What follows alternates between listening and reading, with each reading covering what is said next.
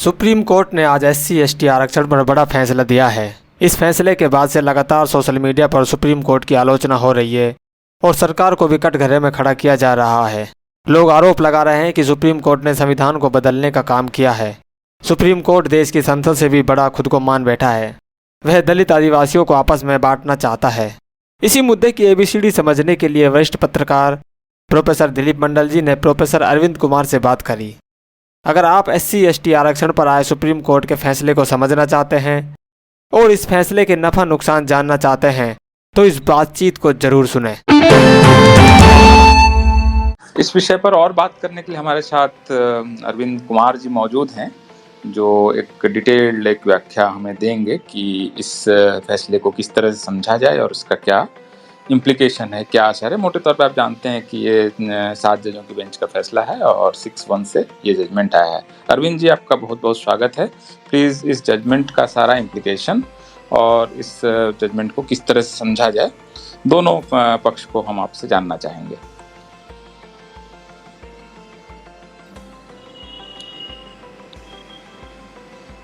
अरविंद जी, आप तक आवाज जा रही है? Hello. Yes Arvind ji, please. आवाज जा रही मेरी? Yes, we can hear you loud and clear. Hello. सबसे पहले तो धन्यवाद दिलीप जी कि आपने जो है इस पर एक एज यूजुअल पहले की तरह आपने जो है इस इशू पर एक लीड लिया और इस महत्वपूर्ण मुद्दे पर आपने ये ट्विटर स्पेस आयोजित किया और तमाम सारे लिसनर्स को भी धन्यवाद कि आप लोगों ने समय निकाला। Schedule caste and schedule tribe का जो ये सब क्लासिफिकेशन का जजमेंट है, ये बेसिकली इस पर पहली प्रतिक्रिया मेरी ये है कि ये संविधान को बदलना है दरअसल। और बहुत लंबे समय से लगातार लोग जो है गवर्नमेंट वगैरह को क्रिटिसाइज कर रहे हैं कि सरकार संविधान बदल रही है, लेकिन एक्चुअली में लोगों को ये पता नहीं है कि संविधान जो है कैसे बदला जा रहा है। और सबसे बड़ा जो सब लोगों को लगता है कि दरअसल सरकार बदल रही है संविधान, लेकिन तो संविधान जो है दरअसल सुप्रीम कोर्ट द्वारा बदला जा रहा है। और ये जो ये नया जजमेंट है जिसमें schedule caste and schedule tribe की लिस्ट को सब क्लासीफाई 2 भाग, 3 भाग, 4 भाग में विभाजित करने का जो जजमेंट है, ये इसमें एक महत्वपूर्ण जो है ये उसका एक सबसे बड़ा उदाहरण है।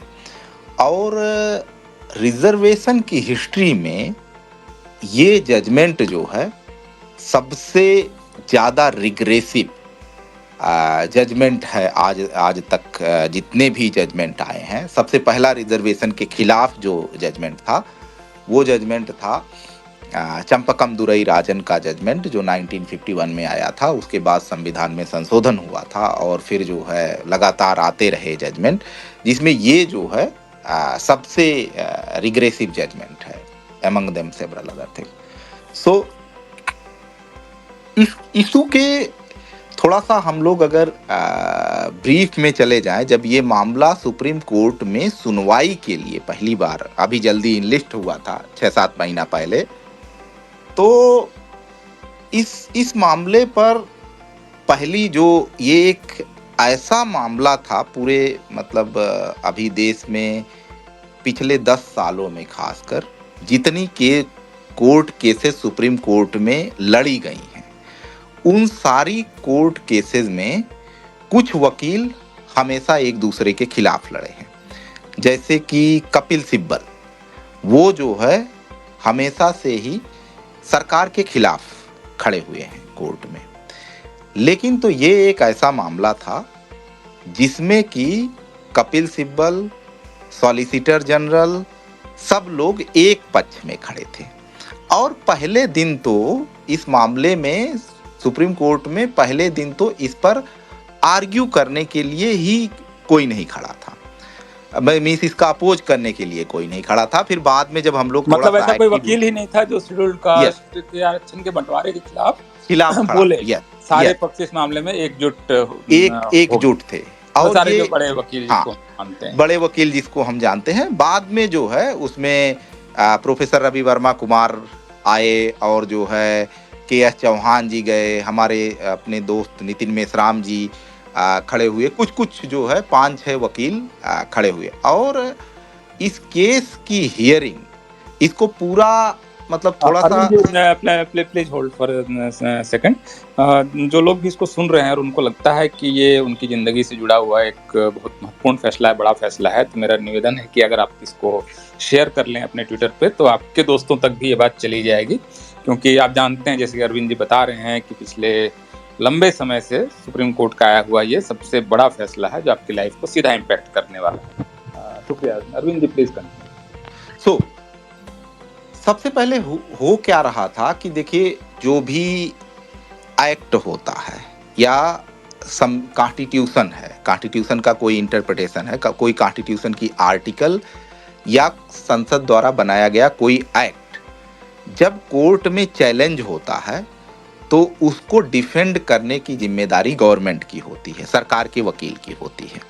सरकार के वकील मतलब attorney general, solicitor general, additional solicitor general, ये जो है भारत सरकार में होते हैं, और महाधिवक्ता जो होता है वो राज्यों में होता है, और अतिरिक्त महाधिवक्ता होते हैं। सो ये एक ऐसा केस था जिसमें कि सरकार ने सबसे पहले सरकार के जो दोनों वकील थे, जो सॉलिसिटर जनरल अपीयर हुए, उन्होंने कहा कि जी हम तो सब क्लासिफिकेशन का विरोध नहीं करते हैं, ठीक है।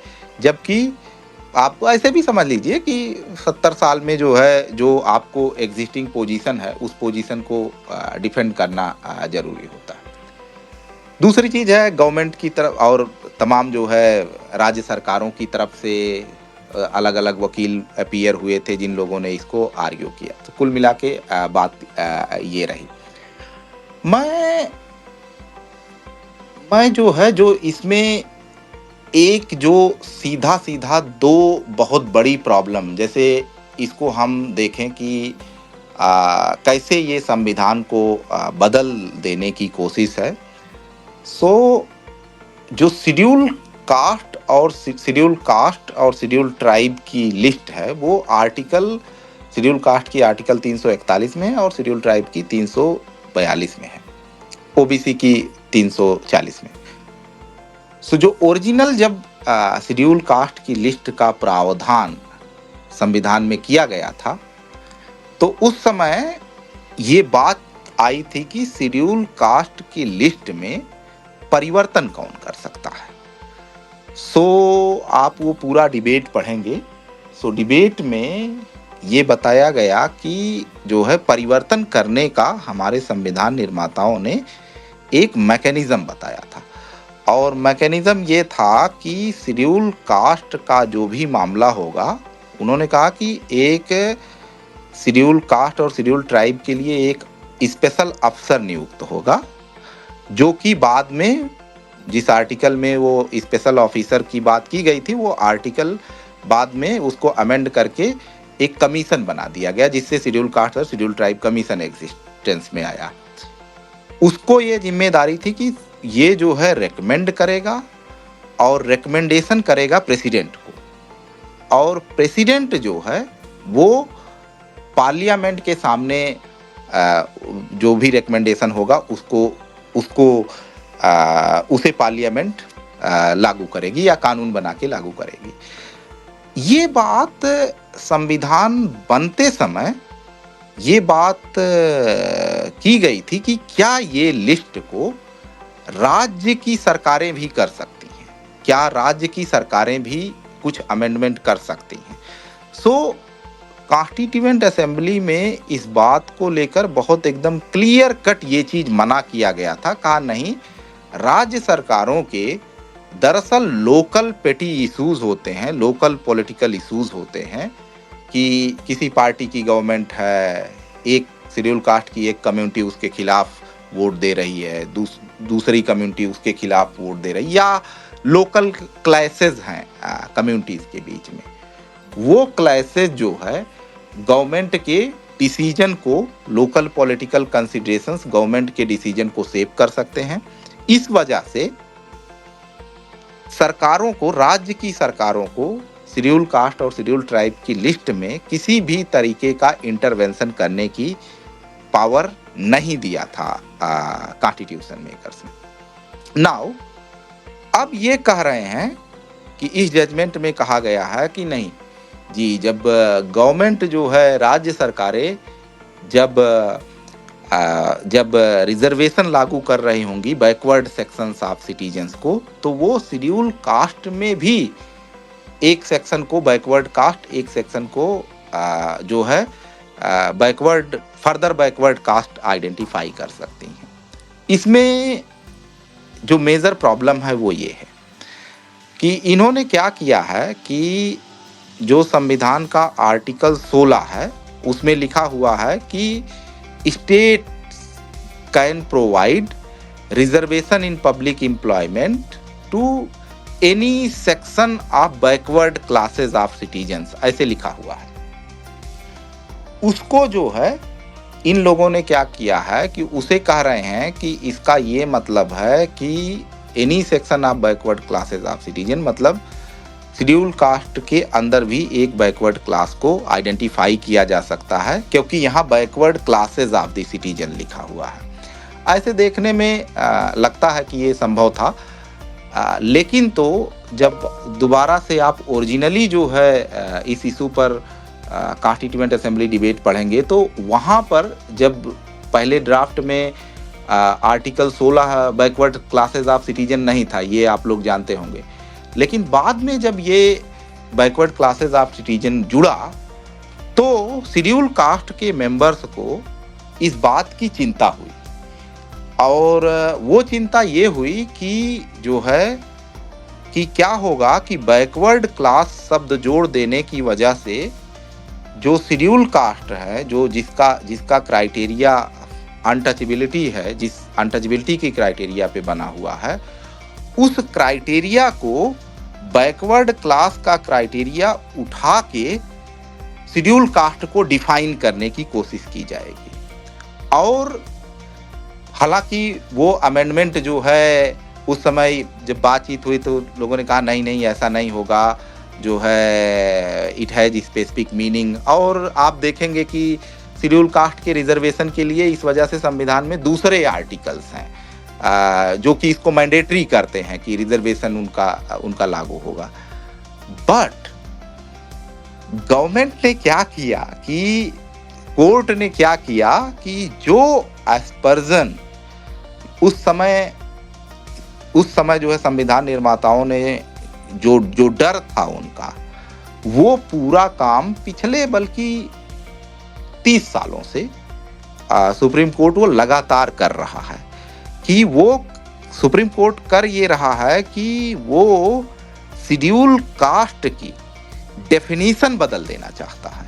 जैसे जब कोई भी समुदाय आइडेंटिफाई होता है, कोई भी ग्रुप, तो उसका कुछ क्राइटेरिया होता है कि ये क्राइटेरिया है, इस क्राइटेरिया के बेसिस पर इस क्लास का आइडेंटिफिकेशन हुआ है। तो जैसे शेड्यूल कास्ट और शेड्यूल ट्राइब को जब आप देखेंगे तो 1932 में ये लिस्ट पहली बार बनी थी, उसमें 9 क्राइटेरिया हैं। उन 9 क्राइटेरिया के बेसिस पर शेड्यूल कास्ट की लिस्ट बनी है। उसमें कोई बैकवर्डनेस क्राइटेरिया नहीं है। जो जितने भी क्राइटेरिया हैं उसका आउटकम एक बैकवर्डनेस एक आउटकम हो सकता है। लेकिन तो जैसे इलिटरेसी एक आउटकम हो सकता है उसका, लेकिन इलिटरेसी से शेड्यूल कास्ट का डेफिनेशन नहीं तय किया गया है या नहीं तय किया गया था। पिछले 1990 के बाद से इंदिरा साहनी जजमेंट के बाद से सुप्रीम कोर्ट लगातार ये कर रहा है कि वो उसके जो शेड्यूल कास्ट का क्राइटेरिया है उसको बदलने की कोशिश कर रहा है। वो कह रहा है कि बैकवर्डनेस को डिफाइन करने के लिए हमने ये 4 तरीके दिए हैं, 4 आइडेंटिफिकेशन मार्कर्स दिए हैं। सो कोर्ट कर ये रहा है कि वो ये 4 आइडेंटिफिकेशन मार्कर्स सारी क्लासेस पर लगेंगे। ओबीसी पर लगेंगे या जो है शेड्यूल कास्ट पर लगेंगे और वो शेड्यूल ट्राइब पर लगेंगे। तो सबसे पहले उन्होंने इंदिरा साहनी के जजमेंट में कह दिया कि ठीक है, रिजर्वेशन तो अलाउड होगा, लेकिन तो प्रमोशन में रिजर्वेशन नहीं अलाउड होगा। सो शेड्यूल कास्ट शेड्यूल ट्राइब के लोग जो 1950 से प्रमोशन में रिजर्वेशन पा रहे थे, वो अचानक से इंदिरा साहनी के जजमेंट से इन्होंने खत्म कर दिया। और फिर तो अरविंद, ये तो बहुत दिलचस्प बात हो गई कि केस गया था कि ओबीसी को रिजर्वेशन मिलना चाहिए कि नहीं मिलना चाहिए। यस। और जजों ने फैसला दे दिया शेड्यूल कास्ट के खिलाफ। Schedule caste, yes. इनका इससे लेना देना उस तरह से डायरेक्ट रूप से नहीं था। नहीं और एक तरह से शेड्यूल कास्ट को एक और बैकवर्ड कास्ट के तौर पर, बैकवर्ड क्लास के तौर पर आइडेंटिफाई कर दिया। और इसी वजह से, क्योंकि ओबीसी में आप बाइफर्केशन कर सकते हैं, तो इसी का उन्होंने एक्सपोलेट कर दिया कि बैकवर्डनेस है, तो इसको हम यहाँ पर भी बैकवर्डनेस कर देंगे। जबकि जो 9 क्राइटेरिया के आधार पर शेड्यूल कास्ट बना है, उसमें बैकवर्डनेस, गरीबी, अशिक्षा, नौकरी में हिस्सेदारी है कि नहीं, जमीन है कि नहीं, ये सारे क्राइटेरिया नहीं है। मतलब सारे अनटचेबिलिटी से रिलेटेड क्राइटेरिया है कि कौन पानी पीता है, पिलाता है, वगैरह वगैरह। तो वो 9 criteria. Anyways, please continue. So ये जो है कोर्ट लगातार ये करने की कोशिश कर रहा। अब देखिए, जैसे शेड्यूल कास्ट हैं, उनको आप 10 नामों से बोल सकते हो। उनको कह सकते हो कि बैकवर्ड क्लास हैं, दलित कहते हैं लोग, फिर जो है हरिजन कहते हैं, बहुत ढेर सारे नामों से आप उनको कह सकते हो। लेकिन तो अगर आपने एक क्लास को, मान लीजिए कि कहें दलित है, दलित टर्म जो है वो 1972 में उसकी एक डेफिनेशन दी गई कि ये 7-8 क्राइटेरिया होंगे, इसके बेसिस पर किसी को दलित कहा जाएगा। लेकिन तो उससे, उस क्राइटेरिया से आप जो है शेड्यूल कास्ट को डिफाइन नहीं कर सकते हो।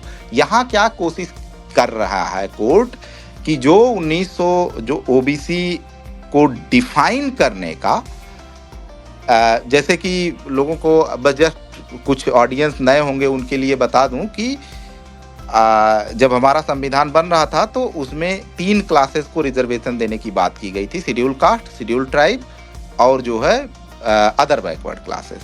अदर बैकवर्ड क्लासेस को कौन होंगी ये पता नहीं था उस समय। तो उसके लिए जो है संविधान निर्माताओं ने कहा ठीक है, गवर्नमेंट फ्यूचर में जो है एक कमीशन बनाएगी और वो कमीशन जो है आइडेंटिफाई करेगा, फिक्स करेगा कि क्राइटेरिया क्या होगा बैकवर्ड क्लासेस डिफाइन करने का। सो कमीशन बना, कमीशन ने क्राइटेरिया आइडेंटिफाई किया, वो क्राइटेरिया सुप्रीम कोर्ट में चैलेंज हुआ।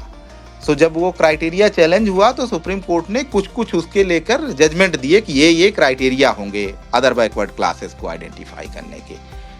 नाउ गवर्नमेंट, कोर्ट ये कह रहा है कि ये जो हमने क्राइटेरिया दिया है अदर बैकवर्ड क्लासेस को आइडेंटिफाई करने के लिए, या जो हमने इंडोर्स किया है, वही क्राइटेरिया जो है शेड्यूल कास्ट पे भी लागू होगा और वही क्राइटेरिया शेड्यूल ट्राइब पे भी लागू होगा। ये जो है एडिशनल फैक्टर्स है और ये बहुत ही प्रॉब्लमेटिक बात है। इस वजह से प्रॉब्लमेटिक बात है, एक तो ये है कि ये कोर्ट का काम नहीं है, क्लास कौन होगा कौन नहीं होगा ये सारा जो है जिम्मेदारी गवर्नमेंट की है। गवर्नमेंट उसमें डिफरेंट स्टेक होल्डर होते हैं, स्टडी कराए, XYZ वो तमाम चीज़ें करा सकती है। सो खैर, अब आते हैं हम, ये एक इशू हो गया। दूसरा इशू ये हो गया कि पिछले कुछ समय से, आई थिंक 20 सालों से ये लगातार कोशिश हो रही थी, 2 जगह से कोशिश हो रही थी कि जो है शेड्यूल कास्ट के रिजर्वेशन को 2 भागों में विभाजित किया जाए। 2 राज्य वो थे, एक राज्य था आंध्र प्रदेश और दूसरा राज्य है पंजाब। सो आंध्र प्रदेश में 2 कास्ट के बीच में कॉन्फ्लिक्ट है, माला और मादिगा नाम से 2 जातियां हैं, उनके बीच में कॉन्फ्लिक्ट है और उसमें जो है उस वजह से वो जो वहाँ की दोनों पार्टियां हैं वो एक दूसरी कास्ट के फेवर लेती हैं। सो उन लोगों ने क्या किया कि वहाँ पर शेड्यूल कास्ट के रिजर्वेशन को डिवाइड करने की कोशिश किया। सो ये इस डिवीज़न को सुप्रीम कोर्ट में, हाई कोर्ट में पहले गया ये केस, फिर सुप्रीम कोर्ट में आया, फिर सुप्रीम कोर्ट में एक ईवी चिनैया नाम से जजमेंट आया था, आई थिंक 2006 में।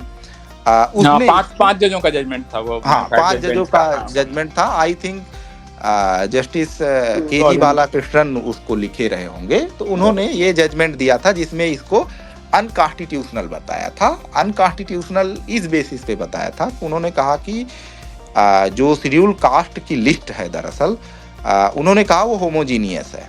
होमोजीनियस बेसिस, इस बेसिस पे बताया कि homogeneity in terms of the criteria which has been fixed. अगर किसी क्लास को आइडेंटिफाई करने के लिए 9 क्राइटेरिया, मतलब शेड्यूल कास्ट में वही जातियां हैं शामिल जो 9 क्राइटेरिया 1932 में फिक्स किए गए थे, वो 9 के 9 क्राइटेरिया को फुलफिल करती हूँ, तभी वो शेड्यूल कास्ट में शामिल हो सकती थी।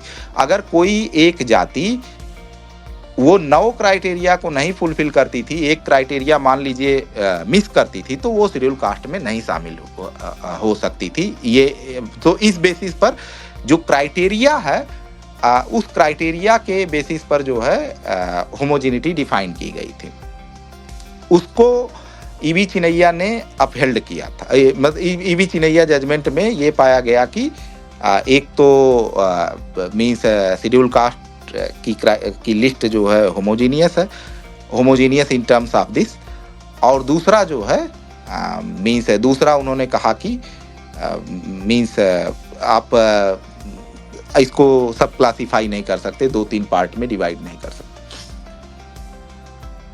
डिवीजन का एक दूसरा जो आर्गुमेंट आया है वो आया है पंजाब से, और इसको भी बहुत ठीक से समझने की जरूरत है कि पंजाब में दूसरे तरीके का कॉन्फ्लिक्ट है, और वहाँ कॉन्फ्लिक्ट है रिलीजियस लाइन पे कॉन्फ्लिक्ट है। वो रिलीजियस लाइन पे, इस लाइन पे कॉन्फ्लिक्ट है कि जो शेड्यूल कास्ट हिंदू हैं और जो शेड्यूल कास्ट अनटचेबल्स, मतलब सिख रिलीजन में सिख कन्वर्ट हुए हैं। ओरिजिनली वैसे भी आप लोगों को बता दूं कि जब शेड्यूल कास्ट की लिस्ट बनी थी तो सिख जो है, जो अनटचेबल्स सिखिज्म में कन्वर्ट कर गए थे, उनको शेड्यूल कास्ट में नहीं शामिल किया गया था। लेकिन तो 1950 में जब संविधान बन रहा था, तो उस समय जो है सिख मेंबर्स ने डिमांड किया और कहा कि दरअसल जो है हमारा जितना भी सिख जहां रहने वाले थे, वो प्रदेश तो पाकिस्तान में चला गया, मेजॉरिटी ऑफ द लैंड, थोड़ी सी जगह हमारी बची है। सो ऐसे में यहाँ पर अगर शेड्यूल कास्ट की सीटें रिजर्व कर दी जाएंगी तो हमारे पास कुछ बचेगा नहीं। इस वजह से पंजाब में जो है शेड्यूल कास्ट का रिजर्वेशन ना लागू किया जाए, और अगर शेड्यूल कास्ट का रिजर्वेशन पंजाब में लागू किया जाता है तो कुछ जातियां जो सिखिज्म में कन्वर्ट की हैं, उन जातियों को शेड्यूल कास्ट में शामिल किया जाए। ये जो है इस तरह का एक डिमांड रखा था, और फाइनली संविधान सभा में इस पर एग्री हुए कि उन्होंने कहा कि ठीक है, इनको शामिल कर दिया जाए। लेकिन तो वो टेंशन पंजाब में जो सिख कन्वर्ट हो गए थे, जो शेड्यूल कास्ट की जातियां सिखिज्म में कन्वर्ट हो गई थी, और जो शेड्यूल कास्ट की जातियां हिंदुइज्म की हैं, उनके बीच में एक कॉन्टिन्यूअस जो है टेंशन लगातार बनाए रखने की कोशिश हुई है। सो पंजाब में जो है जो अकाली पार्टी रही है या जो भी सिख डोमिनेटेड पार्टीज रही हैं, उन लोगों की एक ये कोशिश रही है कि शेड्यूल कास्ट के रिजर्वेशन को डिवाइड करते हैं, और डिवाइड करके इस लाइन पे डिवाइड कर दें कि सिखों वाली जातियां एक तरफ हो जाएं और जो हिंदू जातियां हैं वो एक तरफ हो जाएं। मतलब इफेक्टिवली वो रिलीजियस डिवीजन हो, लेकिन जो है देखने में लगे कि नहीं, ये जो है ये तो ऐसे है। तो ये एक पंजाब की पॉलिटिक्स है। इसी पंजाब ने इसको किया भी था बीच में कोशिश। अरविंद जी सॉरी, मतलब अब मोटे तौर पर एक छोटा सा इंटरवेंशन है जी कि अब इस जजमेंट के बाद इफेक्टिवली पंजाब में रिलीजियस डिवीजन हो Yes. जाएगा शेड्यूल कास्ट और शेड्यूल ट्राइब में, Yes. और वहाँ की अब गवर्नमेंट इसको करना चाहेगी, तो हम Yes, इस तरह yes. समझें क्या? यस यस, बिल्कुल बिल्कुल बिल्कुल 100% इसको ऐसे ही समझिए कि पंजाब में जो है अब जो शेड्यूल कास्ट का है वो रिलीजियस लाइन पे डिवीजन पॉसिबल है। बस उसमें करना केवल ये है कि जैसे सारी सिखों की जातियों को एक तरफ कर दीजिए और हिंदू शेड्यूल कास्ट की जातियों को एक तरफ कर दीजिए। बस एक शेड्यूल कास्ट की हिंदू जाति को, एक दो जाति को पहले वाली में डाल दीजिए और एक दो को उधर से इधर डाल दीजिए। बस वो दिखाई नहीं देगा कि जब कोई कहेगा कि रिलीजियस डिवीजन है तो कह दीजिए नहीं, देखिए ये शामिल है। जैसे बंगाल में ओबीसी, हाँ, ममता बनर्जी जी जिस तरह से मुसलमानों को अलग से ओबीसी आरक्षण दिया, ओबीसी में किया, उसमें यस चार पांच छोटी संख्या वाली ओबीसी जातियों को डाल दिया। तब वो मुस्लिम कोई क्लेम करे कि नहीं मुस्लिम आरक्षण आपने दिया, नहीं, इसमें तो जी दो चार हिंदू जातियां, तो ये जो है 25-30 जातियां मुसलमानों की डाल दें, तो मुस्लिम आरक्षण दे दिया आपने इफेक्टिवली 17%, और उसके बाद आपने 2-3 इधर की हिंदू जातियां डाल दिखाने के लिए कि भैया हम देखो ये धार्मिक आरक्षण नहीं है जी। हाँ, तो ये जो है ये पूरा का पूरा लोगों को ऐसा लग रहा है कि ये जो है डिमांड कहीं यूपी, बिहार, झारखंड, इन सारी जगहों से आई है। सब इसमें बहुत इंपॉर्टेंट चीज है कि ये डिमांड जो है दो जगह से आई थी और दो लाइन ऑफ दी कॉन्फ्लिक्ट से आई थी। उसको सुप्रीम कोर्ट ने जो है जो लोकल, जैसे जो लोकल कॉन्फ्लिक्ट था वो शेड्यूल कास्ट की लिस्ट को टेम्पर कराएगा।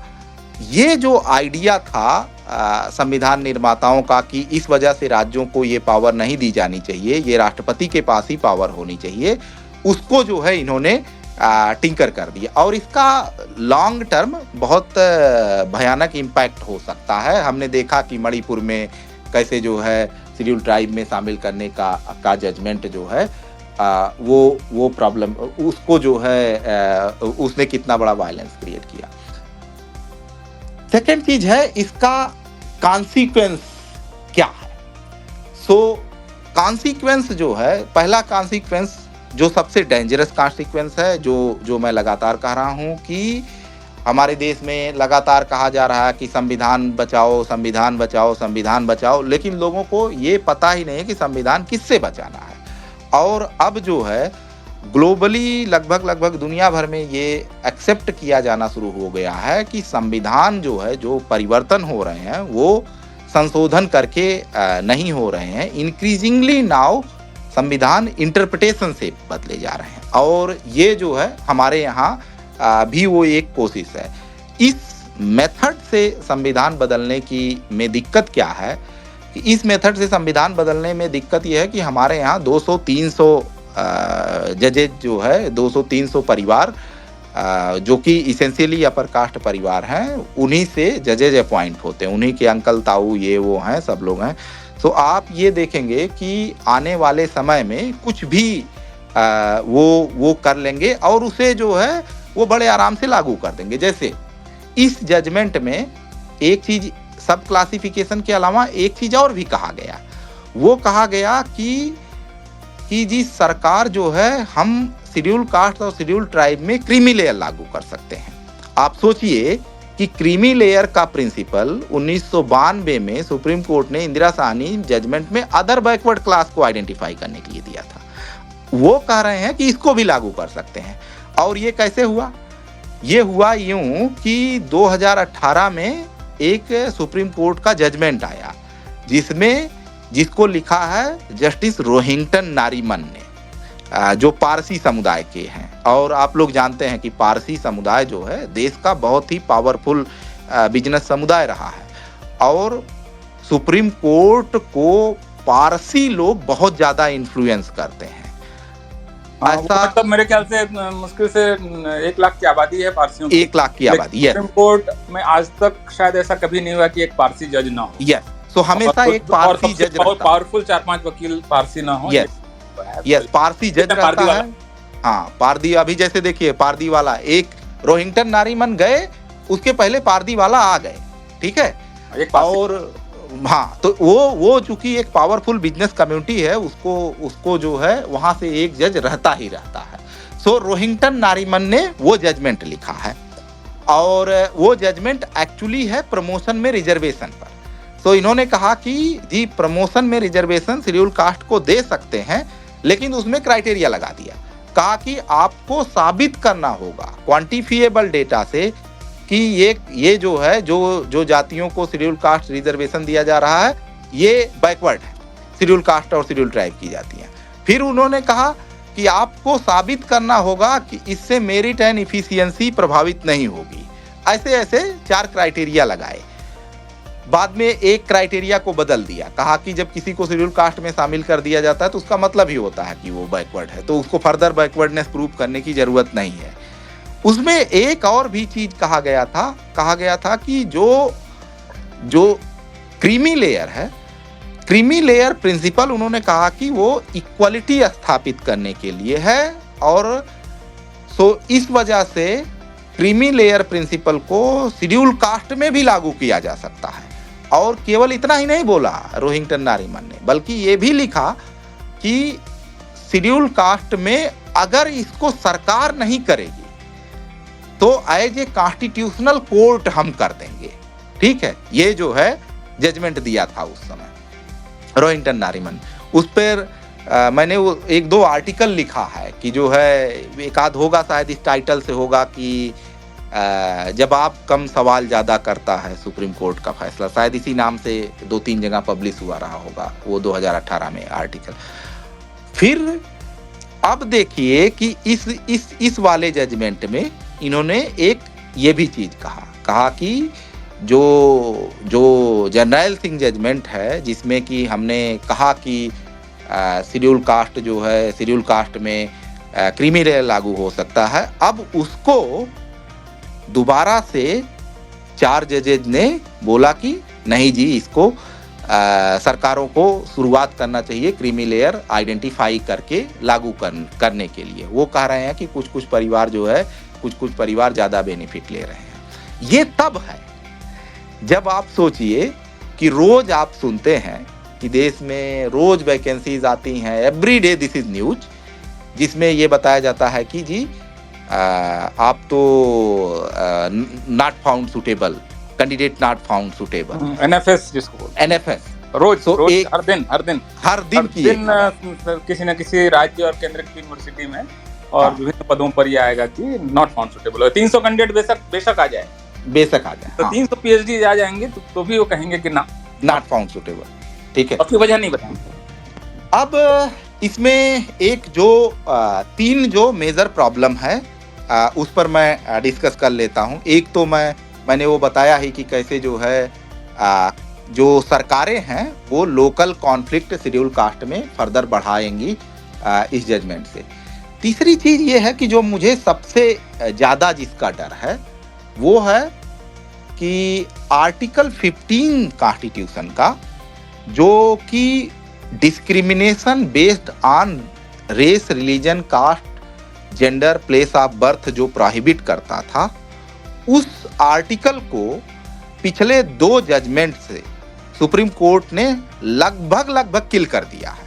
मतलब उस आर्टिकल का संविधान में रहने का और न रहने का अब बहुत मतलब रह नहीं जाता है। ये पहला काम किया ईडब्ल्यूएस जजमेंट में, क्योंकि जो शेड्यूल का जो ईडब्ल्यूएस का क्राइटेरिया है उसमें लिखा गया है कि शेड्यूल कास्ट, शेड्यूल ट्राइब और ओबीसी के लोग जो है इसमें शामिल नहीं माने जाएंगे ईडब्ल्यूएस में।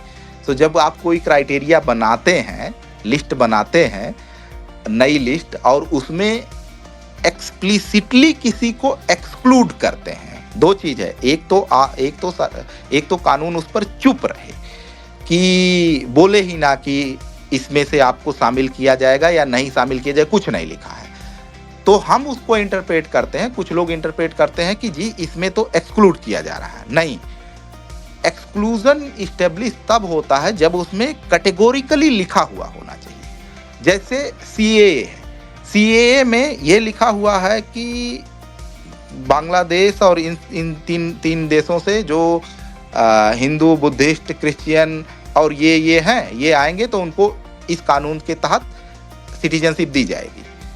तो यहाँ जो है जो लिखा गया है, लेकिन ये एक्सप्लिसिटली लिखा नहीं गया है कि जो है मुस्लिम्स को सिटीजनशिप नहीं दी जाएगी। तो कोर्ट में जब नहीं लिखा हुआ होता है तो उसको क्लियरली आप एक्सक्लूजन जो है डिमॉन्स्ट्रेबल नहीं माना जाता है।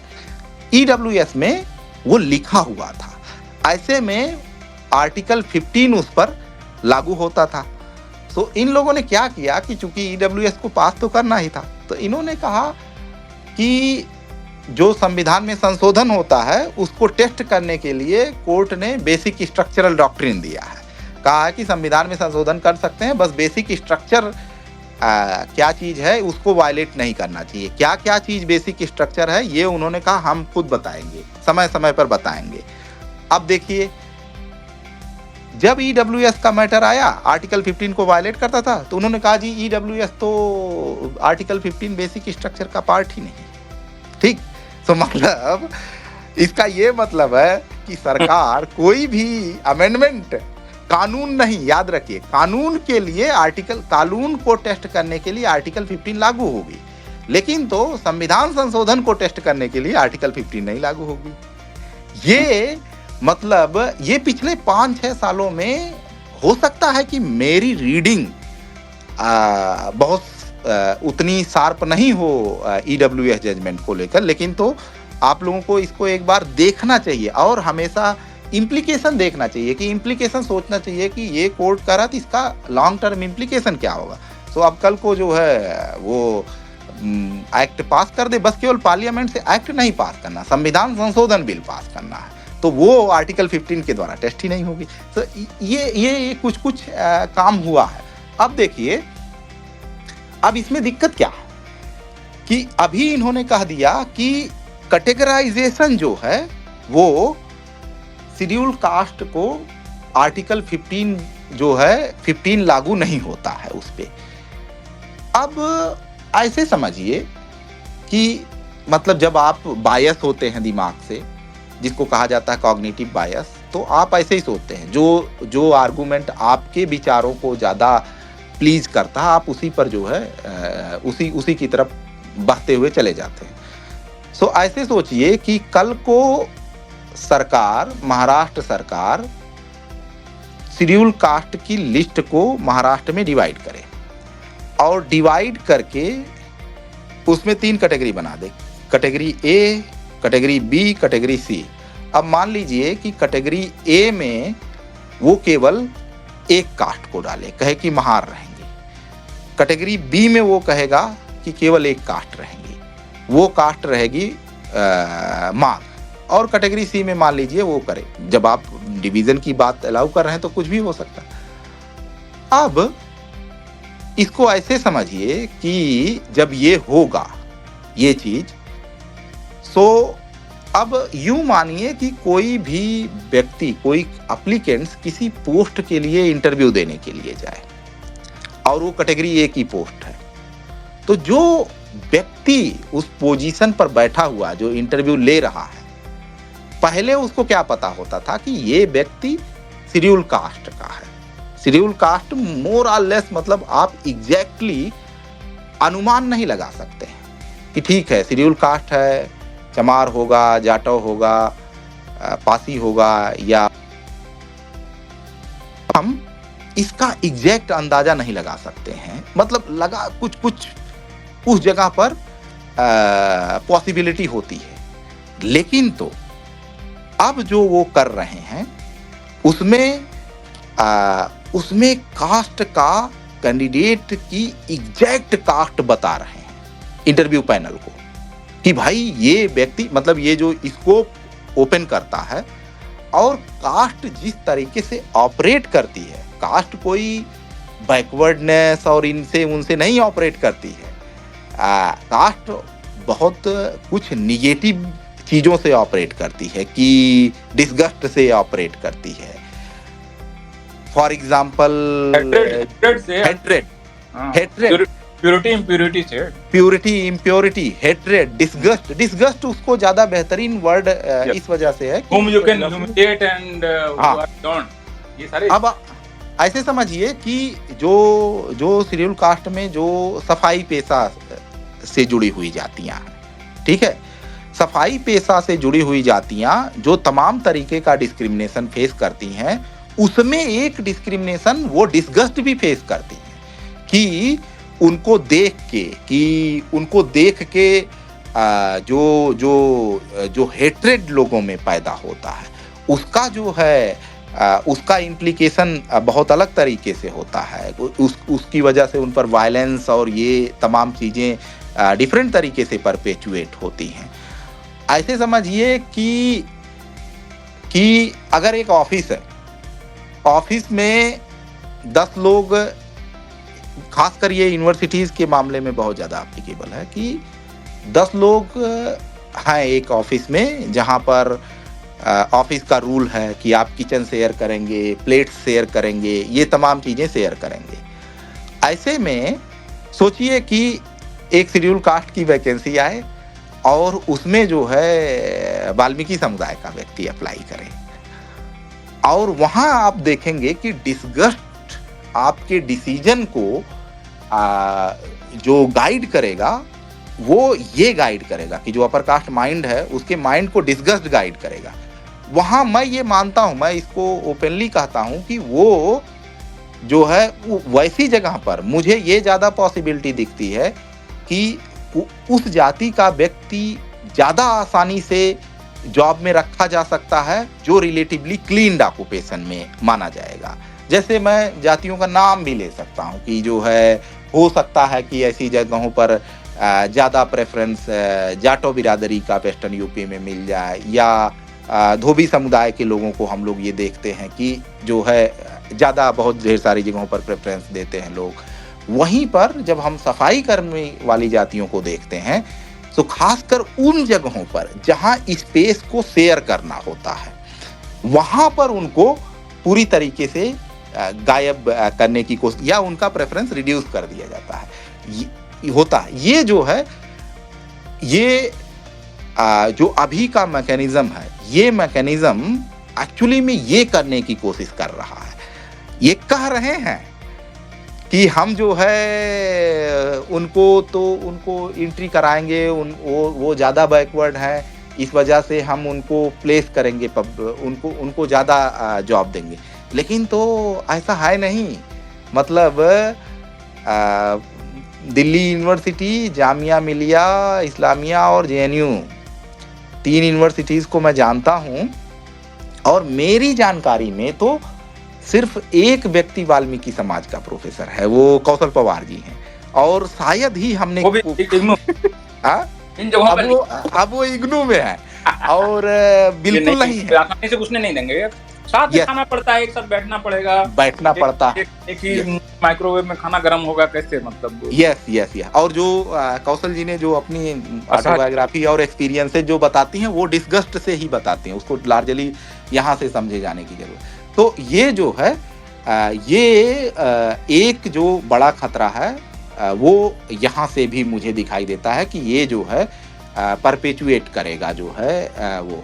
और तीसरी चीज़ जो मुझे दिखाई देती है वो है कि गवर्नमेंट जो है वो, वैसे ही मैंने कहा कि अभी इन्होंने कहा एक लिस्ट, गवर्नमेंट 3, 4, 5, 6 लिस्ट बना सकती है, और जो भी जितनी लिस्ट बनाएगी, एक और महत्वपूर्ण बात मैं बताना भूल गया, इसमें जोड़ना भूल गया कि अभी जो है रिजर्वेशन जो मिलता है एक्चुअली वो मिलता है रोस्टर सिस्टम से। एक 200 पॉइंट का रोस्टर है जो अगेन सुप्रीम कोर्ट की जजमेंट से आया है, और रोस्टर सिस्टम का जो इम्प्लीमेंटेशन का तरीका है, वो तरीका रिजर्वेशन को जितना छोटे छोटे भागों में विभाजित करते चले जाएंगे, उतनी ही एक्चुअली में नंबर ऑफ दी सीट कम होती चली जाएंगी। जैसे कि अभी की केस में है कि शेड्यूल कास्ट का पहली सीट जो है, अगर किसी भी जगह पर सीटें आती हैं तो पहली सीट आएगी 7वें नंबर की, आई थिंक सीट होती है 7वें 8वें नंबर की सीट जो है वो शेड्यूल कास्ट को मिलती है। नाउ अगर शेड्यूल कास्ट का रिजर्वेशन मान लीजिए 3 भाग में डिवाइड हो, तो जो शेड्यूल कास्ट की सीट बनेगी वो 8 त्रिक 24 तो 24वीं या 25वीं सीट बनेगी एग्जैक्टली। मतलब जिस और- डिपार्टमेंट में 24 पोस्ट नहीं होगा वहां तक शेड्यूल कास्ट का कोई आदमी नहीं जाएगा, कोई आदमी ही नहीं आएगा, मतलब कोई शेड्यूल तो- कास्ट नहीं, मतलब Yes, अगर आप yes. जो लोग डिवीजन कर रहे हैं शेड्यूल कास्ट के अंदर में यस कि वो उसमें अग्रणी है वो पीछे है, Yes. अगर 24वीं सीट शेड्यूल कास्ट को आएगी, हाँ 7वीं आती है, तब तो इतना मुश्किल है। इसी वजह से ये IIT और IIM में टीचर आपको दिखते नहीं है, प्रोफेसर दिखते नहीं। यस यस और जब ये 7वीं की जगह 24वीं सीट शेड्यूल कास्ट की फर्स्ट लगेगी, हाँ तो मान लीजिए कि शेड्यूल कास्ट आपको- यूनिवर्सिटी जीरो हो जाएगा, मतलब जीरो मतलब जीरो हाँ। ही है। एकदम जीरो हो जाएगा, एकदम जीरो हो जाएगा। 20 मान लीजिए 20 किसी डिपार्टमेंट किसी ऐसी यूनिवर्सिटीज हैं जहाँ मतलब क्या है 20 सीट आई एक यूनिवर्सिटी में, मान लीजिए 100 टीचर हैं या 200 टीचर हैं, तो कितनी आएगी? 200 टीचर पे आपकी अगर 24वीं आ रही है तो 6-7, बस इफेक्टिवली 6-7 बनेगी टेक्निकली जो है। तो एक ये भी बहुत बड़ा जो है बहुत बड़ी प्रॉब्लम, बड़ा खतरा है ये, मतलब रोस्टर की वजह से न ज्यादा डिपार्टमेंट में न 22वीं या 24वीं सीट आएगी न शेड्यूल कास्ट का, एक भी आदमी नहीं जा पाएगा। यस, तो इसी वजह से जब इस पर पहली बार डिबेट हो रहा था तो मैंने कहा कि लोगों ने कहा, तभी तो सारे लोग एकजुट हो गए इसको लागू करवाने के लिए। हाँ अब देखिए, अब ये महत्वपूर्ण बात है, इसमें बहुत बड़ा शेड्यूल कास्ट के लिए बहुत बड़ी कॉन्स्पिरेसी थी। अब ये कॉन्स्पिरेसी कोई और नहीं जो है जस्टिस बेला त्रिवेदी का जजमेंट बताता है, ठीक है। बेला त्रिवेदी ने डिसेंटिंग ओपिनियन दिया है इस इशू पर कि वो जो है जो मेजॉरिटी जजमेंट है उससे सहमत नहीं है। किस ग्राउंड पे डिसेंटिंग जजमेंट दिया है? उन्होंने कहा कि जो ईवी चिनैया जजमेंट है, ईवी चिनैया जजमेंट पहले खुद ही एक तो कॉन्स्टिट्यूशन बेंच का जजमेंट है, 5 जजों की कॉन्स्टिट्यूशन बेंच थी। अब कॉन्स्टिट्यूशन बेंच का जजमेंट को बड़ी कॉन्स्टिट्यूशन बेंच तब सुनती है जब कोई दूसरी वाली बेंच जो छोटी उससे बेंच बनेगी वो पाए कि किसी सब्सटेंशियल इशू पर वो जो 5 जजों की बेंच है उससे एग्री नहीं करती है, तब वो उसको चीफ जस्टिस को रेफर करेगी और जो है रेफर करने के बाद जो है उस पर बेंच बनेगी, बड़ी बेंच बनेगी, हियरिंग होगी। एक चीज ये ध्यान रखने की जरूरत है कि किस पॉइंट पर जजमेंट के, बड़ी बेंच के किस पॉइंट जजमेंट से किस पॉइंट पर छोटी बेंच डिसएग्री करती है, ये उसी को बताना होता है, जिसको कहा जाता है फ्रेमिंग ऑफ द क्वेश्चन, कि कॉन्स्टिट्यूशन बेंच के लिए क्वेश्चन फ्रेम होता है। इस वाले मामले में 3 जजों की एक बेंच बैठी, उसने कहा कि जी हम ईवी चिनैया के जजमेंट से एग्री नहीं करते हैं और बड़ी बेंच बनाइए। ईवी चिनैया के किस पॉइंट से एग्री नहीं करते हैं ये बात उन्होंने बताया नहीं। मुझे ये बात नहीं पता थी, आज मुझे जो है जस्टिस बेला त्रिवेदी के ओपिनियन देख के मुझे पता चला।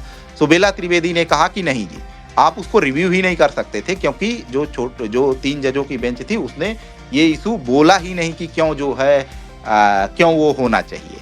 तो इससे क्या पता चलता है, एज ए पॉलिटिकल साइंटिस्ट के तौर पर अगर मैं देखूं, लीगल स्कॉलर के तौर पे नहीं, तो मुझे ये दिखाई देता है कि कुछ वेस्टेड इंटरेस्ट थे इसमें, जो वेस्टेड इंटरेस्ट बहुत प्रोएक्टिवली काम कर रहे होंगे और उन लोगों ने कहा ठीक है चलो जल्दी जल्दी जो है उसको हमें ओवर रूल करवाना है।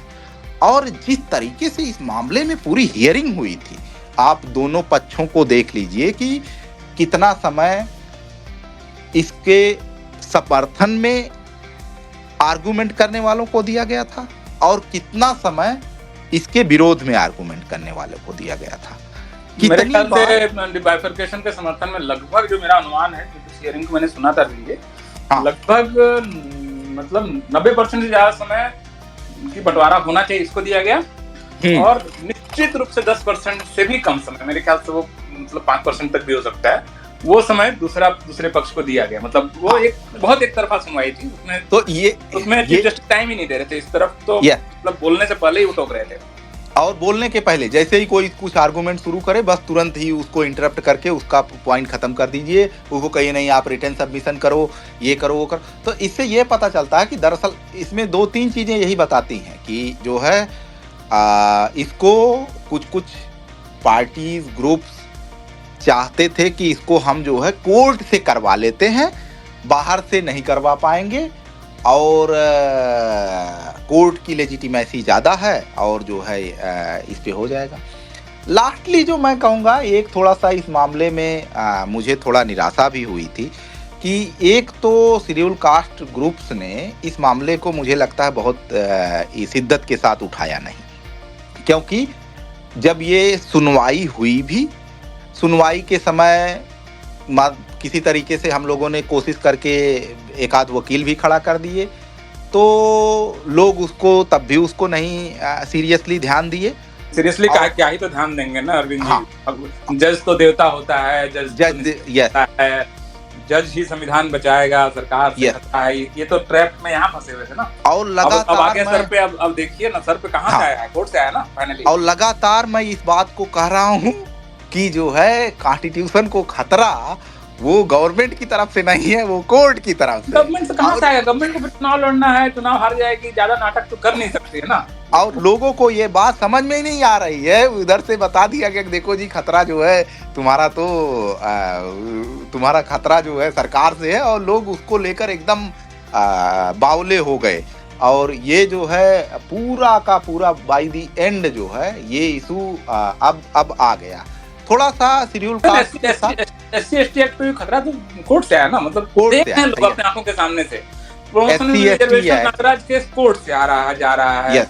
क्रीमी लेयर का पूरी बहस शेड्यूल कास्ट में शुरू करा रहा है सुप्रीम कोर्ट, इसमें इंदिरा साहनी में। जर्नैल सिंह केस में आपका और शर्तें कड़ी कर दी जा रही हैं। आपका SC/ST एक्ट आपका निरस्त करवा रहा है सुप्रीम कोर्ट। यहाँ पर फिर बंटवारा और क्रिमिनल करा रहा है सुप्रीम कोर्ट। लेकिन खतरा लोग कहाँ से बता रहे हैं? अरे सरकार से खतरा। अरे सरकार अगली बार फिर चुनाव में आ गया, फराद हो गया। You have that authority at least to at least debunk the government, but you मतलब आपके लिए फिर देता है। न्याय का मंदिर है भैया, लोग न्याय का मंदिर से आ गया फैसला आ गया। अच्छा, एक चीज और भी है कि मैंने जो है अभी कुछ लोग कह रहे हैं कि जस्टिस गवई कह रहे हैं कि चूंकि वो शेड्यूल कास्ट के हैं तो उनके जजमेंट को लोग बहुत मतलब ये वेरीफाई करने के लिए, वैलिडेट करने के लिए कि देखो जी शेड्यूल कास्ट का आदमी कह रहा है। जस्ट इस पर भी एक लास्ट पॉइंट मैं रख देता हूं कि जो एक आर्टिकल लिखा है प्रोफेसर गोपाल गुरु ने, उसका नाम है दलित क्रिटिक टू लिबरल डेमोक्रेसी, जिसमें वो बताते हैं कि जब जो है किसी भी समुदाय के एक दो व्यक्ति को नॉमिनल रिप्रेजेंटेशन दे दिया जाता है, किसी जगह पर एक आदमी को रख दिया जाए और बाकी उसके चारों तरफ जो है अलग अलग समुदाय के लोग हों या एक समुदाय के लोग हों, तो ये इस बात की संभावना ज़्यादा होती है कि जो व्यक्ति जिस समुदाय का है वो अपने समुदाय के प्रति ज़्यादा रिग्रेसिव हो। सुप्रीम कोर्ट में जैसे ऐसे समझिए कि सुप्रीम कोर्ट में एक दलित जज और एक महिला जज, जैसे एक महिला जज के बारे में जजेज कहते थे कि वो उनके पास जब डाइवोर्स की केसेस जाती थी तो वो उसको बहुत ही महिलाओं के प्रति बहुत ही रिग्रेसिव तरीके से उस पर जजमेंट देने की कोशिश करती थी। ये इस वजह से होता है क्योंकि जो जजों की साइकोलॉजी या किसी की भी साइकोलॉजी होती है, अल्टीमेटली जज भी एक ह्यूमन बीइंग है, वो साइकोलॉजी ये होती है कि जब आप किसी समुदाय के बीच में बैठे हुए हों तो आप कुछ भी बोलते हैं या आपके ऊपर एक एक्स्ट्रा बर्डन होता है कि आप खुद को साबित करें कि आप रैशनली सोचते हैं। आप जो है अपने धर्म या जाति या अपनी लिंग की पहचान के बेसिस पर नहीं सोचते। इस बात का दबाव जो है बहुत ज़्यादा होता है। इस वजह से जो जेंडर रिप्रेजेंटेशन की थियरी है उसमें कहा गया कि जब तक महिलाओं की संख्या किसी संस्था में 1/3 नहीं हो जाती हैं तब तक उस संस्था में महिलाओं के हित की बात जो महिलाएं रहेंगी वो नहीं कर सकती हैं, क्योंकि वो अपने आप को कंफर्म करने की कोशिश में बिजी रहती हैं कि जो पुरुषों के वैल्यू सिस्टम है उनको कंफर्म करने की वैल्यू में बिजी रहती। तो उस चीज़ को हम जो है सुप्रीम कोर्ट में भी देख सकते हैं कि जो एक दो चेरी पिकिंग वाले जो एक आध जज हैं, और खासकर इन लोगों के लिए तो लिख के भेजा जा रहा है ना कि हम जो है इनको जज अपॉइंट इस वजह से कर रहे हैं क्योंकि ये शेड्यूल कास्ट शेड्यूल ट्राइब से हैं। तो अब ऐसे में इन जजों के ऊपर बहुत ज़्यादा जो है मेंटल प्रेशर भी रहेगा कि जो है कि हमको साबित करना है जी कि हम जो है हम जातिवादी नहीं है, कुल मिला के ये समझ लीजिए मोटे तौर पे। तो ये जो है इस बात की संभावना बहुत ज़्यादा रहेगी। लेकिन इसके बावजूद भी मैं हमेशा ये आर्ग्यू करूँगा कि जो है रिप्रेजेंटेशन जुडिशरी में होना चाहिए। सो दिलीप जी, मुझे लगता है एक आध दो सवाल ले लिया जाए और जो है मैंने मोरलेस सारा कुछ तो बोल दिया है। Hello, fine. तो इसमें देखिए सवाल तो बहुत सारे आए हैं, लगभग 90 के आसपास सवाल आए हुए हैं। अच्छा। इसमें एक तो मतलब मुझे लगता है कि ये एक सुप्रीम कोर्ट में भी, जो यूएस सुप्रीम कोर्ट में अभी वहाँ अफर्मेटिव एक्शन एक तरह से जो रिजर्वेशन जैसी चीज है उसके खिलाफ जो फैसला आया, उस फैसले को के भी लीड ऑथर जो हैं वो ब्लैक हैं। तो ये आपने जो कहा उसको एक तरह से उस आर्गुमेंट को ये एक और तरीके से इसकी पूर्ति होती है, ये प्रॉब्लम आ सकती है।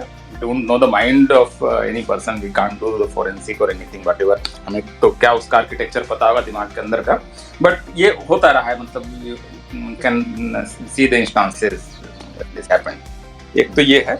इसमें एक जो सवाल मतलब देखिए बार बार इसमें आ रहा है कि इसको जो कंस्टिट्यूएंट असेंबली डिबेट है, अगर उसको हम कॉन्स्टिट्यूशन का एक तरह से बुनियाद की ईंट माने कि उसी पर कॉन्स्टिट्यूशन बना और उसी से देश चल रहा है, और उसका जो कंसेंसस है उसको आमतौर पर वायलेट नहीं होना चाहिए। तो ये क्या था कंस्टिट्यूएंट असेंबली डिबेट में, ये क्वेश्चन, ये काफ़ी ज़्यादा सवाल आ गए। अब सवालों की संख्या 129 हो गई, ये काफ़ी ज़्यादा सवाल है।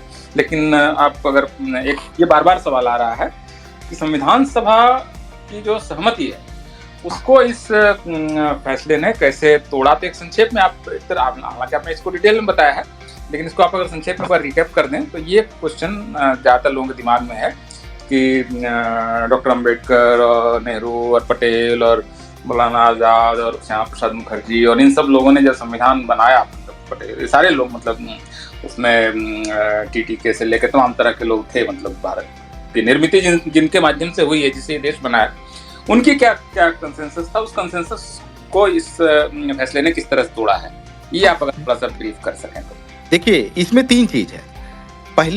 पहला इशू ये है कि शेड्यूल कास्ट का क्लासिफिकेशन जब हो रहा, मतलब करने की बात की जा रही, तो पहला इशू ये है कि अगर मान लीजिए कि पहला होता है कि क्या क्लासिफिकेशन हो सकता है, दूसरा ये हो सकता है कि क्या क्लासिफिकेशन कौन कर सकता है। तो शेड्यूल कास्ट के क्लासिफिकेशन को अगर मान लीजिए थोड़ी देर के लिए हम ये मान भी लेते हैं कि ठीक है क्लासिफिकेशन हो सकता है, तो इसको कौन कर सकता है, इसके लिए संविधान सभा में इसको लेकर, देखिए जब संविधान सभा इस पर बात कर रही थी तो उस समय ये उनके दिमाग में ये कहीं से आइडिया ही नहीं था कि जो है शेड्यूल कास्ट को 2 भागों में या 3 भागों में विभाजित करना है। उनके दिमाग में मतलब एक बहुत क्लियर कट आइडिया था कि जी ये अनटचेबल कास्ट है, ये इतनी आइडेंटिफाई हुई है और इसको शेड्यूल कास्ट के तौर पे आइडेंटिफाई किया जाएगा। तो संविधान ने तो बकायदा एक लिस्ट बना के ही दे दी थी, और बना के लिस्ट भी दिया, यही लिस्ट है। तो कर चुके होते ना, वो उनको बंटवारा करना होता तो वो खुद करके जाते भाई। पहला जो ड्राफ्ट बनाया था उसमें पूरा बकायदा शेड्यूल कास्ट का नाम लिखा हुआ था। और दूसरी चीज, संविधान निर्माताओं ने एक चीज और भी किया था, उन्होंने कहा था कि किसी भी चीज को, संविधान के किसी भी पार्ट को अमेंड किया जा सकता है, और वो अमेंडमेंट की उन्होंने पावर दिया था कि जो है अमेंडमेंट की पावर पार्लियामेंट के पास होगी 2/3 बहुमत से। 368 में पूरा 368 में वो उस अमेंडिंग पावर का यूज करते हुए वो अमेंड कर सकता है जो है कॉन्स्टिट्यूशन। तो अगर मान लीजिए कि 340 को अमेंड ही करना हो या चेंज ही करना हो तो वो तो कॉन्स्टिट्यूशनल अमेंडमेंट से हो सकता है ना, कॉन्स्टिट्यूशनल अमेंडमेंट हो। स्पष्ट तौर पे कह रहे हैं कि ये वाला राइट जो है ये संविधान सभा या भारतीय संविधान संसद को देता है कि वो इसको कर ले ना, उसको उससे कल जनता पूछ मिलेगी ना भैया तुमने क्यों किया ये। और दूसरी अब चीज ये है ये कि तो जज को का क्या पूछेंगे, रिटायर होकर कहाँ गवर्नर बन के कहाँ बैठ जाएंगे, कहाँ राज्यसभा चले जाएंगे। देखिए, तीन चीजें हैं सर, तीन चीजें हैं शेड्यूल कास्ट के मामले में। संविधान सभा बहुत जो है क्लियर कट जो है वो उस मामले को लेकर बहुत क्लियर कट उसके पास आइडिया था। पहला आइडिया ये था कि कोई भी चीज जो शेड्यूल कास्ट के मामले में जो पार्लियामेंट इनिशिएट करेगा पार्लियामेंट में, वो इनिशिएशन ऐसे नहीं हो सकता है कि कल को एक पार्लियामेंट्री एक मेंबर बिल रख दे। मान लीजिए कि एक एमपी जो है पार्लियामेंट में प्राइवेट मेंबर बिल रख दे और वो कह दे कि जी हम तो शेड्यूल कास्ट को 2 भागों में विभाजित करने का हम एक बिल रखते हैं। सो ये चीज, वो बिल, उस तरह का बिल अनकॉन्स्टिट्यूशनल माना जाएगा जो स्कीम कॉन्स्टिट्यूएंट असेंबली ने डिजाइन किया था। क्यों? क्योंकि उसके लिए आपको प्रपोजल जो है वो उनके हिसाब से SC/ST कमीशन से आना चाहिए, मतलब स्पेशल ऑफिसर से जो बाद में SC/ST कमीशन हुआ उससे आना चाहिए। तो उनका आइडिया ये क्लियर है, क्योंकि वो देखेगा ना जजेज ने क्या है, ये तो 4 लोगों की पंचायती है कि 4 लोगों की पंचायती है, 4 लोगों ने बैठ के कर दिया। जो चौराहे का गॉसिप है, जो जजमेंट की हियरिंग है उसको देखेंगे तो वहाँ जो बातचीत हुई है वो चौराहे की गॉसिप है कि जी वो तो फलाना कमज़ोर है, फलाना वीक है, फलाना एक्स है या वाई, जो भी आप बाहर गॉसिप में करते हैं उसको आप ले जाके वहाँ कर देते हैं। तो पहला इशू ये है कि कोई भी जो शेड्यूल कास्ट से रिलेटेड जो इशू था वो तो पहले चीज़ तो कॉन्स्टिट्यूएंट अमेंडमेंट से आना चाहिए। कॉन्स्टिट्यूएंट अमेंडमेंट भी तब आ सकता है जब उसको लेकर SC/ST कमीशन ने कोई रिकमेंडेशन दिया हो अपना स्टडी करा के। ये भी नहीं है कि वो ऐसे ही हवा में कह देगा कि हाँ चलिए वो है, उसके लिए उसका रीजनेबल बेसिस होना चाहिए, वो स्टडी कराता है। It is responsibility of SC/ST commission कि वो जो है जो शेड्यूल कास्ट से मैटर्स हैं, पर्टेनिंग मैटर हैं, ये उनको देखना है। उनका काम है कि उसको राष्ट्रपति को देना, राष्ट्रपति फिर जो है उनकी रिपोर्ट को पार्लियामेंट के टेबल पे रखवाता है, वहाँ से फिर डिसीजन होगा कि हाँ क्या किया जाना है। उसके बाद it is duty of the parliament to take care. That's one thing. Second चीज ये है कि कॉन्स्टिट्यूएंट असेंबली मेंबर्स तो इस बात को लेकर बहुत ही क्लियर थे कि जो बैकवर्डनेस है, बैकवर्डनेस को आइडेंटिफाई करने का जो क्राइटेरिया है, वो क्राइटेरिया जो उन्होंने कहा कि बैकवर्डनेस को आइडेंटिफाई करने का क्राइटेरिया होगा, वो अदर बैकवर्ड क्लासेस को आइडेंटिफाई करने की पावर दी गई थी। अब जो क्राइटेरिया अदर बैकवर्डनेस को आइडेंटिफाई करने, अदर बैकवर्ड क्लासेस को आइडेंटिफाई करने के लिए जो क्राइटेरिया इवॉल्व हुए आज़ादी के बाद, सुप्रीम कोर्ट कर रहा है कि ये क्राइटेरिया आप शेड्यूल कास्ट पे भी लागू होंगे या शेड्यूल ट्राइब पे भी लागू होंगे। यहाँ बहुत बड़ी प्रॉब्लम है। यही जो है बेसिक बहुत फंडामेंटल प्रॉब्लम है। मुझे लगता है कि इस वजह से ये जजमेंट एक तो रिग्रेसिव है, मतलब मैंने एज यूजुअल कहा कि आरक्षण के इतिहास में ये सबसे रिग्रेसिव जजमेंट है, सबसे खराब जजमेंट है जो अब तक दिया गया है। एक चीज और अरविंद जी, आखिरी सवाल, एक तरह से 1-2 हम लोग शायद और ले सकते हैं सवाल, तो नंबर सवाल की संख्या लगातार बढ़ रही है। मुझे पता नहीं इतने सारे सवाल हम लोग कैसे लेंगे। हो सकता है कि एक बार फिर से हम लोग को करना पड़ सकता है इसको स्पेस। अभी ऑलरेडी 1000 लोग सुन रहे हैं और 156 सवाल आ चुके हैं, क्या कमेंट तरह के भी आ रहे हैं। तो ये मैं जानना चाह रहा हूँ कि जो ओबीसी का रिजर्वेशन है और शेड्यूल कास्ट का रिजर्वेशन है, इन दोनों को संविधान ने बहुत अलग अलग तरीके से देखा है। ओबीसी का रिजर्वेशन का आइडिया आने से बहुत पहले शेड्यूल कास्ट का रिजर्वेशन सेटल्ड हो चुका था। ओबीसी का रिजर्वेशन संविधान सभा में बहुत बाद में आता है। उससे पहले वो आर्टिकल 335 के फॉर्म में आ गया था कि शेड्यूल कास्ट को रिजर्वेशन दिया जाएगा subject to different provisions, right. और ये जो शेड्यूल कास्ट का रिजर्वेशन था, ये एक तरह से मतलब बहुत स्पष्ट तरह से ही बहुत ये था कि जो राजकाज में माइनॉरिटी माने गए थे, उनका जब ये उनको लेकर जो चर्चा हुई थी, उसके अंदर ये चर्चा हुई थी। और ओबीसी का रिजर्वेशन एक तरह से उसके बाद मतलब पोस्ट स्क्रिप्ट के तौर पर बाद में आता है। अभी इस बार का जो जजमेंट है, मुझे यहाँ पर ज़्यादा एक खतरा दिख रहा है कि इन्होंने ओबीसी का आरक्षण और शेड्यूल्ड कास्ट का आरक्षण को बराबर तौर दिया इस बात में कि इसमें भी तो बैकवर्डनेस होगा क्राइटेरिया, और बैकवर्डनेस के आधार पर आप अलग अलग कैटेगरी बनाएंगे। तो जो शेड्यूल्ड कास्ट और शेड्यूल्ड ट्राइब की होमोजेनिटी थी कि बैकवर्डनेस और ट्राइब होना, ये जो दो होमोजेनिटी के कोर क्राइटेरिया थे, उसमें उन्होंने बैकवर्डनेस को डाल दिया है। और ये मुझे लगता है कि शेड्यूल्ड कास्ट की रिजर्वेशन को लॉन्ग टर्म में बहुत तरीके से इम्पैक्ट करेगा, क्योंकि आज भी देखिएगा तो शेड्यूल्ड कास्ट का जो रिजर्वेशन है उसकी सीटें खाली रखना इनके लिए बहुत मुश्किल पड़ती है, उसमें इनका जाता है। ओबीसी का रिजर्वेशन बच्चों का खेल है, वो तो मतलब एक क्लर्क के लेवल को मैनेज कर लेते हैं कि नहीं ऐसे हुआ करके, पूछने वाला भी उस तरह से कोई नहीं है। ओबीसी कमीशन को भी संवैधानिक दर्जा अब जाके मिला है, उसमें उसका भी जो हाल है वो एक अलग कहानी है। तो अगर दोनों को एक साथ रख देंगे तो इसका मतलब कि दो अनइक्वल को ये इक्वल मान ले रहे हैं। मुझे लगता है कि यहाँ पे एक सैद्धांतिक मेजर लैकुना पैदा कर रहा है ये जजमेंट, और इस वजह से ये जजमेंट ज़्यादा चिंताजनक है, क्योंकि ओबीसी को जो प्रोटेक्शंस नहीं है वही अब स्थिति शेड्यूल्ड कास्ट की भी बिल्कुल बना दी गई है कि आपका भी आरक्षण सब्जेक्ट टू राज्य सरकारों के विम्स एंड फेंसेस, उनके पॉलिटिकल कंसिडरेशंस, वहाँ के पुल्स एंड प्रेशर्स।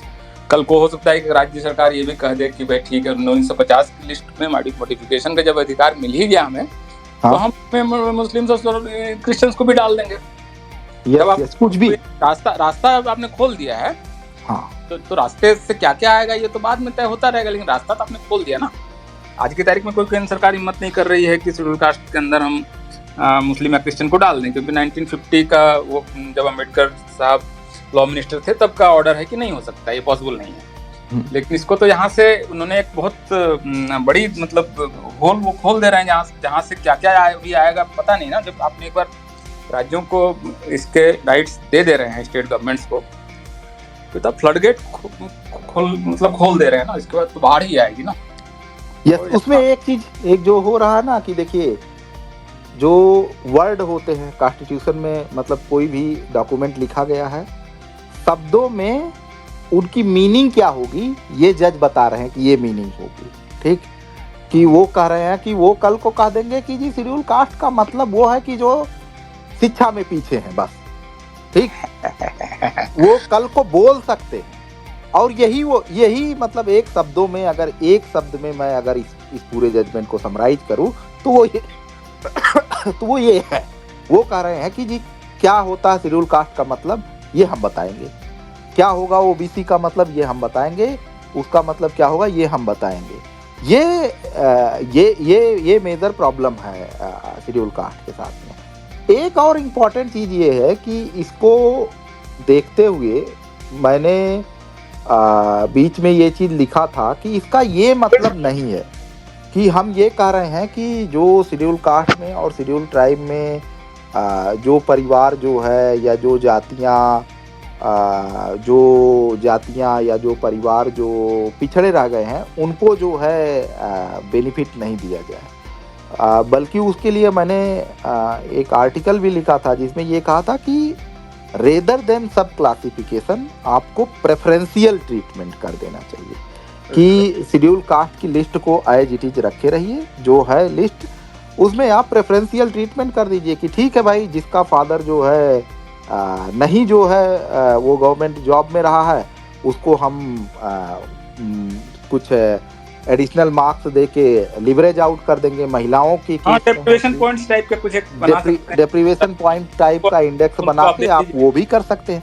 तो लेकिन इसमें जो प्रॉब्लम आ रही है ना कि मतलब इंडियन कॉन्स्टिट्यूशन में मतलब हर जो टेक्निकल टर्म्स हैं उसके डेफिनेशंस कॉन्स्टिट्यूशन के अंदर लिखा हुआ है, आर्टिकल 366 अगर आप देखेंगे तो उसमें आपको शेड्यूल कास्ट की डेफिनेशन स्पष्ट रूप से लिखी हुई है कि शेड्यूल कास्ट क्या होगा। मतलब तो मैं आपको एक मिनट कॉन्स्टिट्यूशन में निकाल के देखता हूँ। एक मिनट, वो सही बात है। 24वें नंबर पे है शेड्यूल कास्ट की डेफिनेशन लिखी हुई है कि schedule caste means such castes, races or tribes or part of or groups within such caste, races or tribes as are deemed under Article 341 of the Scheduled Caste for the purpose of this Constitution। अभी defined है कि article 341 में जो जिस तरह से define किया गया उसी को शेड्यूल कास्ट माना जाएगा। तो शेड्यूल कास्ट की डेफिनेशन जब कोर्ट बदल रहा है कि नहीं बैकवर्डनेस भी उसका एक आधार हो गया है, हाँ, ये तो मतलब आपने कॉन्स्टिट्यूशन को रीराइट कर दिया ना, जो अधिकार आपको है ही नहीं। उसने क्या किया है देखिए, वो जो कॉन्स्टिट्यूशन है उसको आप उसकी व्याख्या कर सकते हैं, उसका इंटरप्रिटेशन कर सकते हैं। आपने तो रीराइट कर दिया ना कॉन्स्टिट्यूशन जब आपने शेड्यूल कास्ट में बैकवर्डनेस डाल दिया। तो अब बैकवर्डनेस डाल दिया तो क्रिमिनल लेयर भी आएगी, उसमें रुपये की शर्त भी आएगी, तो मतलब इसमें तो पता नहीं क्या क्या डालेंगे ये। तो उन्होंने तो ओपन कर दिया कि अगर संविधान बदले हुए, संविधान में या तो आप इस क्लॉज को बदलते कि नहीं, शेड्यूल कास्ट मींस सच कास्ट, रेसेस और ट्राइब्स और parts of the groups which supreme court decides. ठीक है, कर लो, इसको चेंज करवा लो ना पहले, अमेंड करा लो, उसके बाद जो जैसे नाचना नाचो, लेकिन पहले मतलब आपने अभी कॉन्स्टिट्यूशन एज इट इज अपने एग्जिस्टिंग फॉर्म में है और आपने उसकी व्याख्या बदलने की जगह कॉन्स्टिट्यूशन को ही बदल दिया है। और बहुत ही जो है बहुत ही इसमें बहुत बदमाशी है। जैसे देखिए, जो 341 में शेड्यूल कास्ट की लिस्ट है, उसके लिए 366 या 386 में जहां संविधान के अलग अलग टर्मिनोलॉजीज का डिस्कशन है, 366, हाँ, वहां से जो है उसको डिफाइन किया गया है कि शेड्यूल कास्ट का मतलब है कि जो कास्ट और क्लास जो है 341 में आइडेंटिफाई की गई है। अभी ये क्या कर रहे हैं कि शेड्यूल कास्ट का वो भी मतलब होगा कि जो आर्टिकल 16(4) में डिफाइन की जाएंगी। 16(4) में any section of backward classes of citizen कह रहे हैं कि वहां से उसकी डेफिनेशन हम ड्राइव करेंगे। यही हुआ ना, 366 से नहीं करेंगे। खेल यही हुआ असल में। 366 के डेफिनेशन को इन्होंने बदल के उसमें 16 को इंक्लूड कर दिया कि अब, लेकिन अब अरविंद प्रॉब्लम इसमें ये है कि इसके लिए कॉन्स्टिट्यूशन अमेंडमेंट की जरूरत भी नहीं महसूस कर रहे हैं। नहीं, कि मैं संविधान के लिखी हुई एक चीज का अर्थ बदल दूंगा, मतलब आलू का मतलब गोभी हो जाएगा आपसे, यस, लेकिन इसके लिए मैं संविधान को भी नहीं बदलूंगा। नहीं, हाँ, ये हो रहा है।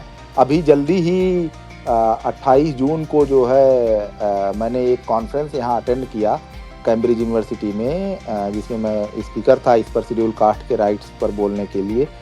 उसमें नेशनल लॉ यूनिवर्सिटी बेंगलोर के vice chancellor professor Sudhir Krishnaswamy बोल रहे थे, और वो बड़े कॉन्स्टिट्यूशन, देश में बड़े कॉन्स्टिट्यूशन और कॉन्स्टिट्यूशनलिज्म के स्कॉलर माने जाते हैं। उन्होंने भी इसी चीज़ की तरफ पॉइंट आउट किया कि जो संविधान है अब वो बदले जा रहे हैं, वो इंटरप्रिटेशन से बदले जा रहे हैं, और इंटरप्रिटेशंस जो है वो इंटरप्रिटेशन कोर्ट कर रही हैं, वो इंटरप्रिटेशन सरकारें कर रही हैं। संविधान को बदलने के लिए पार्लियामेंट में अब जस्टिस भी कमेटी में बैठेगा।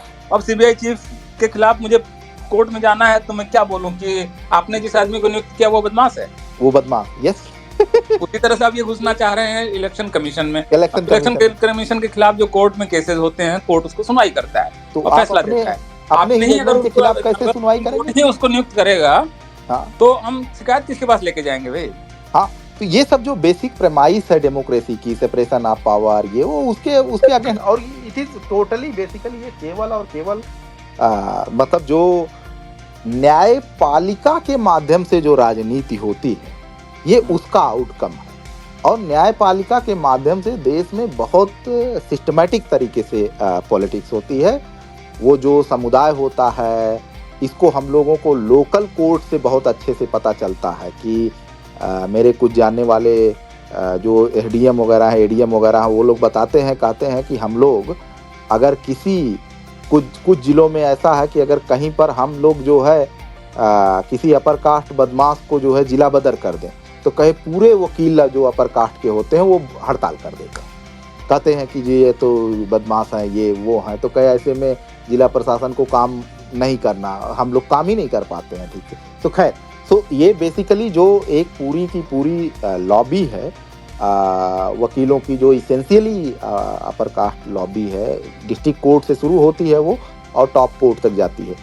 ये जो है, ये इसने पूरा एक सिस्टमैटिक कंसेंसस बनाया है, और ये कंसेंसस हो सकता है कि इससे बहुत ज़्यादा दिक्कत हो रही हो कि अब लोग जो है धीरे धीरे टॉप पोजीशंस पर अब आना शुरू हो गए हैं।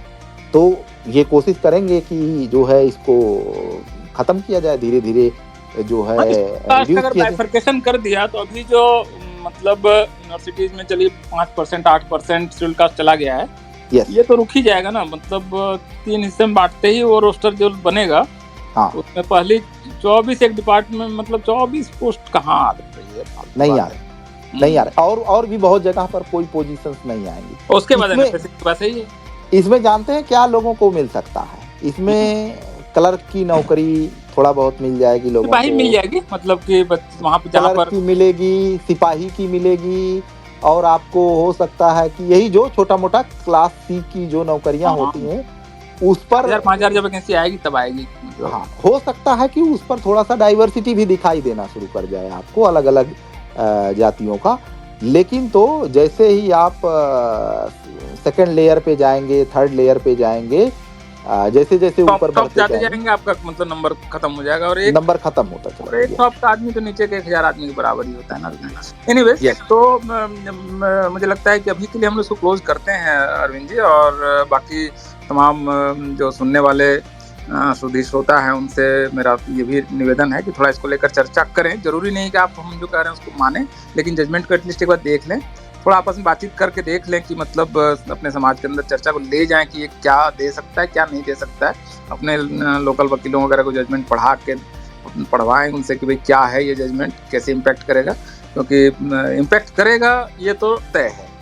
क्या इम्पैक्ट करेगा इसको समझने के लिए अपनी जो कॉग्निटिव एबिलिटीज़ और अपने जो रिसोर्सेज हैं दोनों को यूज़ कीजिए, और थोड़ा सा इसको, मतलब मुझे लगता है कि पार्टी पॉलिटिक्स के बियॉन्ड भी देखिए, मतलब इसमें काफ़ी नुकसान हो जाएगा अगर आपको, मतलब अभी भी अगर आप विलेन के तौर पर कभी कांग्रेस को, कभी बीजेपी को, कभी सपा को, कभी फलाना ढिमकाना पार्टी को आप अगर ढूंढते रहेंगे, वहाँ पर विलेन ढूंढेंगे, तो कॉन्स्टिट्यूशन को बदलने के मामले में विलेन आप फिर गलत जगह ढूंढ रहे हैं।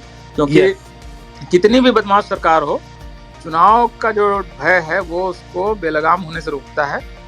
कोर्ट्स को बेलगाम होने से रोकने के लिए अभी मेथोडोलॉजीज आपके पास नहीं है, ना उनका इम्पीचमेंट या उनको हटाने की प्रोसेस शुरू हो पाती है आसानी से। 50